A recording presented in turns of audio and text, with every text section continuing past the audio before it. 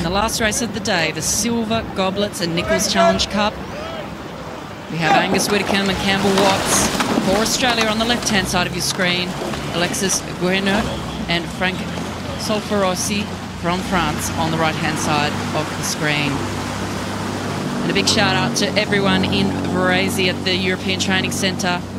The Australian team currently based over there. They've sent a couple of crews. Well, looks like there'll be a flag any moment now. The French there. The French have come back. Wayward steering there, but as I was saying, a big hello to the Australian rowing team over in Varese as they prepare for World Cup 3. We've got the eights racing here. I think start their campaigns on the weekend. Of course, the single sculler and the men's pair here on the screen.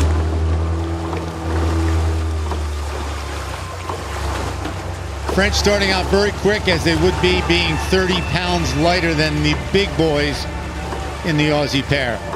Yeah, 97 kilo crew average for the Australians versus 79 kilos for the French. Quite a difference there. Well, the French are keeping up the rate of striking just to try to overcome some of that disadvantage. Wow, and a nice big push there from the Australians, Widdicombe and Watts. Australia hasn't won the Silver Goblet since Luxford and Shinners of Sydney University, I'm happy to say, in 1976. It goes back a few decades. It does go back a few. I think it's time. Campbell Watts also rowing for Sydney University. Campbell Watts in the bow is known to have the biggest biceps on the Australian team. Matched by a stroke man, Widdicombe from Mercantile Boat Club, with the biggest quadriceps on the Australian team. What a combination. Was that self-professed or is that legitimate? I didn't measure them myself, but it came to me through 3 different sources of information during my investigation earlier today. I couldn't believe that at 7 a.m. this morning in the boat sheds, so I continued to ask, and yes, it was verified. Angus Widdicombe, the stroke man of the pair, won the silver medal last year at the World Championships in the Cox pair. Unfortunately, they were rowed down in the last 100 meters by the Hungarians, who are racing elsewhere in this regatta. And last year at the World Championships, Campbell Watts, he made his senior Australian team debut. He raced in the men's 8 at the World Cup last year and also at the World Championships in Sarasota, Breedownton.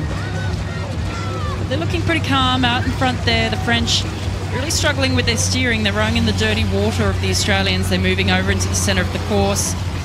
Wow, taking another big, which is unusual because usually the French and the Italians are extremely slick when it comes to high rating and steering the boat. That's unusual.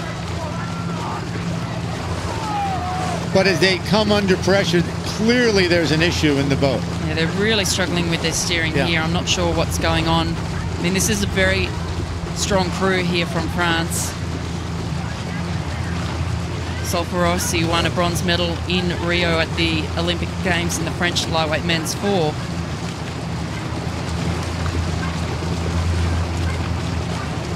So certainly quality competition here for the Australians, but the Australian pair, great steering. They're just really tapping it along quite nicely here. Yes, very well, relaxed, watching the action unfold. They have a little bit of open water in case the French can mount a challenge. Now the French are coming back at them, rowing in their puddles. And that has a big impact on a pair as well, more so than any other boat. I think to be rowing in the dirty water of the competition is not something you want to be doing. Not if you're losing. It just makes it that much harder to mount the sprint when you're changing gears. You have to make everything right to pick up that extra speed.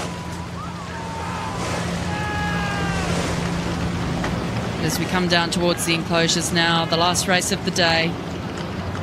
It's the Australian pair, Angus Widdicombe, Campbell Watts. Saw their coach, Ian Wright, the head coach of the Australian men's rowing team, following behind in the launch.